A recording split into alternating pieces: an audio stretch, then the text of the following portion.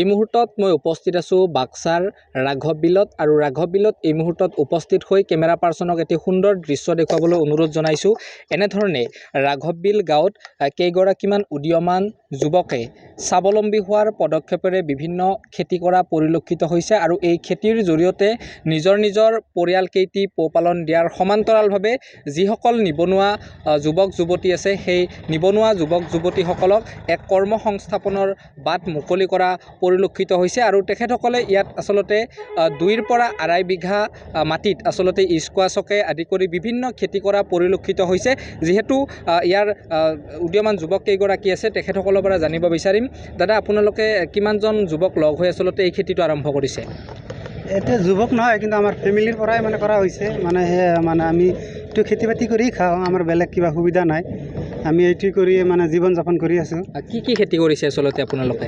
বৰ্তমান আমাৰ আছে স্কোৱাছ খেতি আৰু বেঙেনা খেতি কিবা কিবি আৰু আছে, আৰু আপোনাৰ ভোল চল খেতি কিবা কিবি আৰু কৰোঁ। এইখিনিয়ে। আপোনালোকে যে এই খেতিসমূহ কৰিছে ইয়াৰ পৰা আচলতে ক'ত বিক্ৰী কৰে বা কেনেকুৱা দাম আপোনালোকে উচিত মূল্য পাইছে নে নাই? পাইছোঁ, ইয়াৰ পৰা উচিত মূল্য পাইছে এইবাৰ, কিন্তু এইবাৰ মানে চব্জিৰ যিটো গৃহস্থই যিটো উপযুক্ত মূল্য পাব লাগে সেইখিনি পাইছোঁ। তথাপি ইয়াৰ পৰা মানে আমি ডাইৰেক্টলি ৰোডত বিক্ৰী নকৰোঁ, ইয়াৰ পৰা বেপাৰীসকলে ইয়াৰ পৰা লৈ যায়। যিহেতু আপোনালোকে ইয়াত বিভিন্ন খেতি আচলতে কৰে, এইবাৰ আচলতে কি খেতি ইয়াত কৰিছে? ইয়াতে এইবাৰ স্কোৱাছ বা আৰু বেঙেনা চেগনা আৰু কিবা আৰু এই ঝালা চালৰ খেতি আছে, তাৰপিছত আপোনাৰ বেলেগ ভোল চলৰ খেতি আছে, এইখিনি আৰু কিবা। এই যে আপোনালোকে খেতিসমূহ কৰিছে ইয়াত যিসমূহ টকা আচলতে আপোনালোকৰ পৰা খৰচ কৰিব লগা হয়, টকাসমূহ ক'ৰ পৰা কেনেধৰণে মেনেজ কৰে আচলতে টকাখিনি যিখিনি আমাৰ কিছুমান পাৰ্চনেলি বেলেগৰ পৰা অনা নহয়, নিজৰ পইচাখিনি দিয়ে বা এইখিনি খাটোৱাৰ পিছত তাৰপিছত আমি উচিত মূল্যখিনি পাওঁ। এইবাৰো আচলতে কিন্তু আমি যিখিনি পাব লাগে সেইখিনিয়ে পাইছোঁ, লছ নহয় এইখিনি এইবাৰ। যিহেতু ইয়াত স্কোৱাছ আমি দেখিছোঁ, স্কোৱাছসমূহ আচলতে কেনেধৰণৰ মূল্যত আচলতে বিক্ৰী কৰা হয়? ফাৰ্ষ্ট টাইমৰ পৰা ভালে 30-35ৰ পৰা আৰম্ভ কৰি লাষ্ট টাইম এতিয়া আৰু 13-14 টকামান আছে লাষ্ট টাইমত। স্কোৱাছ কিমান বিঘা খেতি কৰিছে আচলতে এইবাৰ? 3 বিঘা খেতি কৰিছোঁ অলৰেডি। বহুতে আচলতে চাকৰিৰ পিছত দৌৰি থাকে, চাকৰি এটা পোৱাৰ ক্ষেত্ৰত দৌৰি থাকে।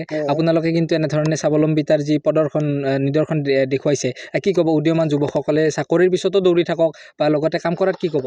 সেয়াই যে যিসকল মানে শিক্ষিত যুৱক যুৱতী আছে তেওঁলোকে যদি কিবা চাকৰিৰ পিছতো দৌৰি আছে সেইটোও কৰি থাকক। মই সেইটোৱে আশা কৰিছোঁ যে তেওঁলোকে বা খেতি বাতিও কৰক, যাতে খেতি বাতি চলি থাকক, বা এইটো চাকৰিৰ লগত জড়িত হয় যাতে উপযুক্তভাৱে তেওঁলোকে মানে চাকৰি এখন পাই ভালদৰে সংসাৰ চলাব পাৰে। সেইটোৱে যুৱকগৰাকীৰ পৰা তেখেতসকলে যি আচলতে এই 2ৰ পৰা 2.5 বিঘা কৃষিভূমিত তেখেতসকলে যি স্কোৱাছকে আদি কৰি বিভিন্ন খেতি কৰা পৰিলক্ষিত হৈছে আৰু তেখেতসকলে এই খেতিৰ জৰিয়তে আচলতে নিজকে স্বাৱলম্বী কৰাৰ এক সুন্দৰ নিদৰ্শন দাঙি ধৰিছে আৰু বজাৰত তেখেতসকলে যি বস্তুসমূহ বিক্ৰী কৰে, বিক্ৰীৰ জৰিয়তে উচিত মূল্য লাভ কৰা বুলি সংবাদ মাধ্যম যোগে জানিবলৈ দিয়ে। আৰু এটা চাকৰিৰ পিছত দৌৰাৰ সমান্তৰালভাৱে তেওঁলোকে আচলতে এনেধৰণে খেতি পথাৰতো বিভিন্ন ধৰণৰ খেতি কৰি আচলতে স্বাৱলম্বিতাৰ উৎকৃষ্ট নিদৰ্শন দাঙি ধৰা পৰিলক্ষিত হৈছে।